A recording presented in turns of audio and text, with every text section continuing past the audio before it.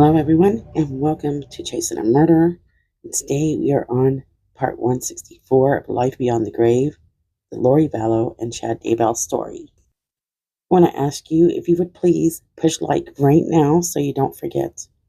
Hit the subscribe button, and don't forget, if you find something you would love to share your opinion about, drop it in comments. Now, because we are so far into this series, I want to do a little bit of a recap here. We learned that Tammy has no idea that her husband is cheating, but she's kind of starting to get suspicious about something, and people believe that Charles never had contact with Tammy.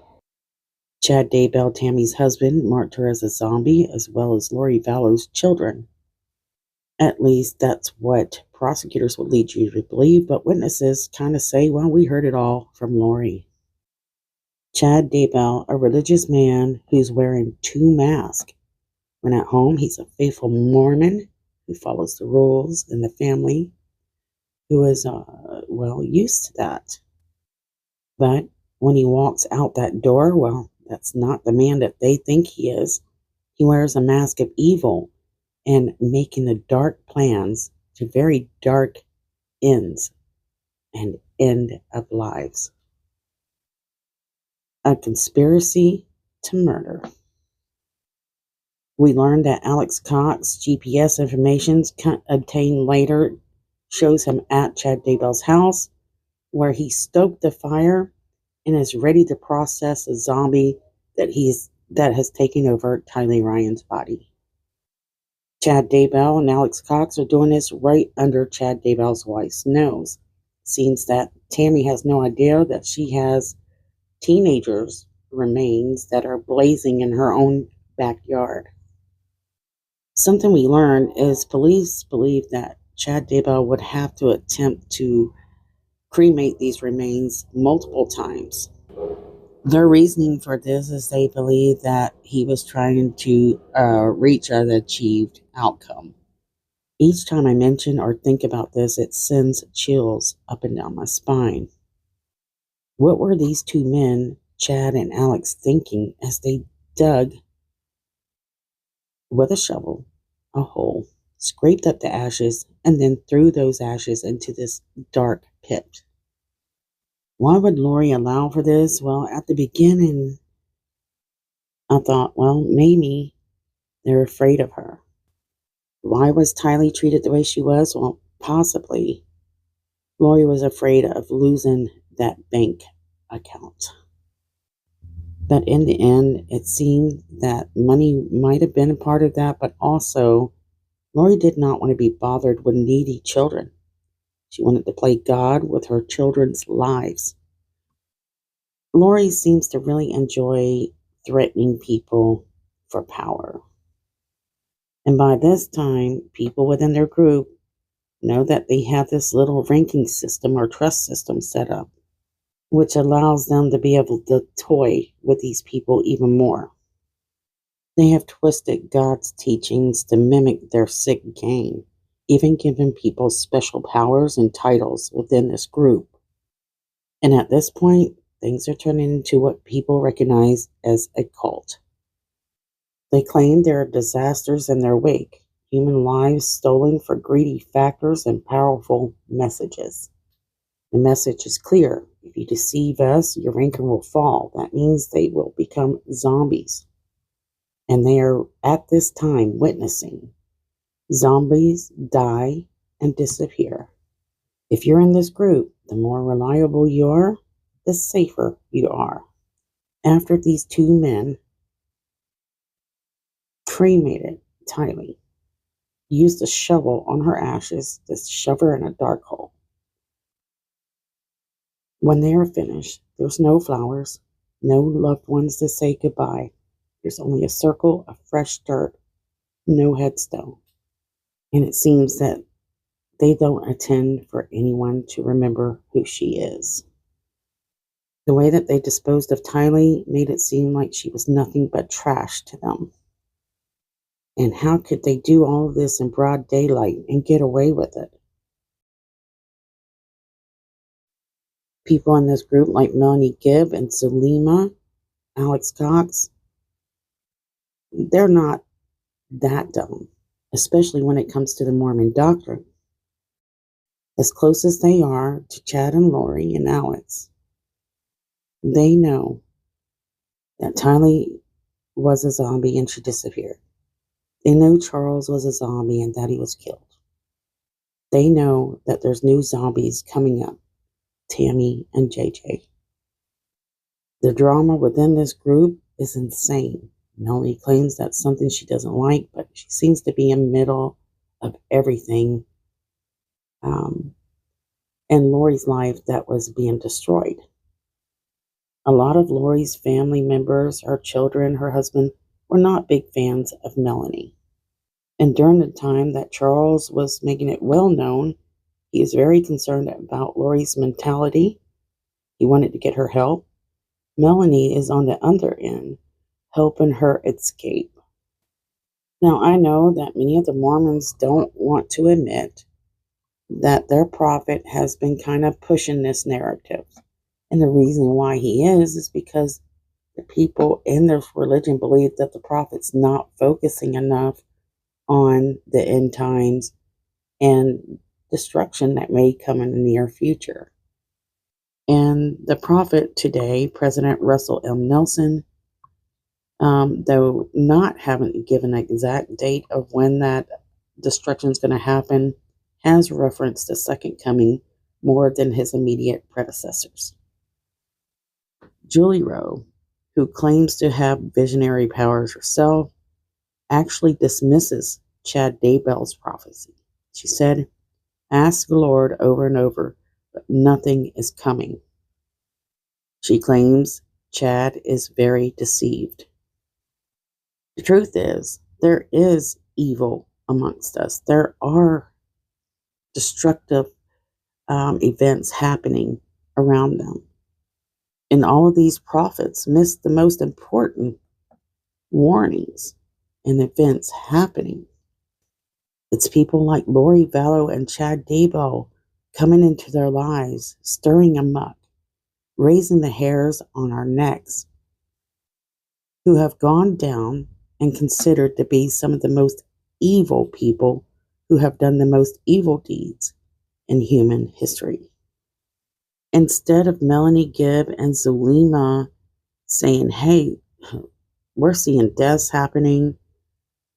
There's very odd things being said and done. We need to back away from these people." Especially ZULEMA. They're getting more involved. We learned that Tammy Daybell, she's not a social butterfly, but she's quick to step in and help anyone who is in need. She loves her job. She loves children. She loves books. And she especially loves her family.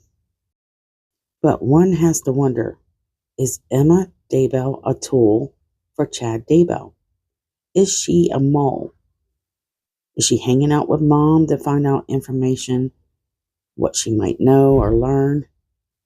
Has she had access to Tammy Daybell's computer? And why is it that Emma is so adamant about her mother having bad health? Emma Daybell has a history of creating problems or fighting against people who stand up against her father and Julie Rowe. She will go under different aliases, pretending to be someone else, to be as supportive as she can for her father. So those are some of the red flags for Emma Daybell. I found this stuff out about Emma probably the first 3 weeks that I started researching this story. So after December 19th of 2019. Okay, we're going to go a little bit different direction right here. The beginning of Chad Daybell's building the light cities in the New Jerusalem. It's based off some teachings that kind of resemble this. Chapter 1. The Beginnings of Salem. In Chapter 1, Adonias, a just man seeking to realize his dream of justice and peace, writes on a parchment the laws that will govern a new kingdom, thus marking the beginning of the construction of Salem, a city intended only for pure hearts. This is the story of Salem as I heard it from the mouth of Melchizedek during the Feast of Tabernacles, 15 days after the liberation of Lot and his daughters. It all began with a dream in the heart of a man named Adonias, who, though possessing much wealth, valued nothing as much as the justice and peace stemming from wisdom and love. Tired of the injustices prevailing throughout the land of Canaan, Adonias decided to build a kingdom governed by laws of love and justice. The capital of this kingdom would be called Salem, the city of peace. The subjects of Salem would not wield bows or arrows, but would be trained in the art of music. Every inhabitant of Salem would always have at their disposal a musical instrument to express through it the peace and joy of this new kingdom, forming together a powerful orchestra in the fight against discord born of pride and selfishness. The step of Adonias towards the realization of his plan was to draft the laws of the new kingdom, which he wrote on a parchment. The subjects of Salem could not lie, steal, hate, or kill their fellow beings. Pride and selfishness were designated as the cause of all evils, and therefore could not exist in this place of peace. So this is based off a YouTube channel called The Power of Voice. They're actually going, this is an audiobook of Melchizedek. I hope I said that right. If you can imagine, Chad Daybell is basically following this almost to a T, except for opposite. Instead of love and justice, it is hate and murder. In the book of Melchizedek, they also explain how people were coming from all over to come to this piece of land, this construction site, where they're going to build this Salem. It's referred to as the White City. Salem is for pure hearts, people that were ready to obey its laws. This makes you wonder if he would, Chad Daybell and Lori, they see themselves as sitting on a throne in this Salem city of light. Now, there was a point where Ian, and we'll talk about this later, mentions the fact that this group was going to be more about healing and music. Keep the music in mind. I'm really struggling to explain the connection here. I bet Hart could do it better than I could. But it does seem that Chad is kind of favoring Melchizedek. Also mentioned in the book of Melchizedek, they mention the 10th of the 7th month. Keep that in mind. So I'm going to play one more clip here that's of interest. Begins to examine the numerous candidates for the status of subjects who flock from all sides. Only those who promise fidelity to the laws are approved, receiving thus 3 gifts from the king: the right to a dwelling, fine linen garments, and a musical instrument on which they must practice. The city is finally filled with inhabitants, and Adonias, overflowing with joy, convenes all to an inaugural feast in honor of Salem. At this feast, he proclaims a decree that will determine the future of the kingdom. He announces that from this day forward, which is the 10th of the 7th month, 6 years will be counted. During these 6 years, all inhabitants will be tested. Only those who remain loyal and progress in practicing the laws of the parchment will be confirmed as heirs of this kingdom of peace. Those bound by guilt and transgression will be deposed by judgment. The king's words incite all to a deep examination of the heart, rejoicing in the assurance that they will emerge victorious over pride and selfishness, the roots of all evil. Adonias has a unique son, Melchizedek, whose beauty, tenderness, and wisdom have been the inspiration for the construction and foundation of the kingdom. Pausing there, you can hear where they go into a connection with his children as well to this property. Something very familiar to Chad Daybell. I hope this is helpful to a certain person out there that's also researching as to why and how we got here to this point. This is also important when we will hear shortly how Chad is on a flight on an airplane with someone that says that Chad is going to start changing his direction and interests of what he's been writing about, like the apocalypse, end days, to something else. What was Lori really excited about? Is this why she is very impatient? Melanie Gibbs shares some information in an interview with Nate about Lori Vallow's patience. To be a zealot, but to not be overzealous. And we have to learn how to have patience, wanting nothing. And sometimes when we really want something, that's when we fall. And sometimes the answer is no. Wait. But boy, she did not have patience. That's one thing she did not have, is patience. And it led to a fatal attraction, unfortunately. Now we're moving into the middle of September. Now there's something here I wanted to mention. There's a podcast with Chad Daybell, Melanie. This is for a podcast for Melenie Gibbs, Build the Fire. This podcast is supposedly done or uploaded or shared September 16th of 2019. The question is, when was this made? They say that it was the details say emerging from spring to summer break. Chad Daybell joins Lori and Melanie to share things that he has been shown about the Savior of the world, with insights from 2 near-death experiences. This is just 3 or 4 days away from when Melanie says she comes up to visit Lori in Idaho. It's around this time. Do you remember Serena? Serena is the woman that was part of this group. She was kicked out. A lot of people believe because of Lori Vallow's jealousy towards her, because she's contacting Chad. But others think it's because she was kind of questioning their teachings. Well, Serena moves to Rexburg. Serena had actually met with Chad Daybell personally about moving to that area at one point. She said she hadn't talked to ZULEMA in a long time. But when she moves there, she says ZULEMA sets up a welcome lunch. Serena said that dinner was bizarre because Lori was there along with Alex, Melanie Boudreau, Melanie Gibbs, Nicole, and ZULEMA. All of them are in Rexburg at the same time.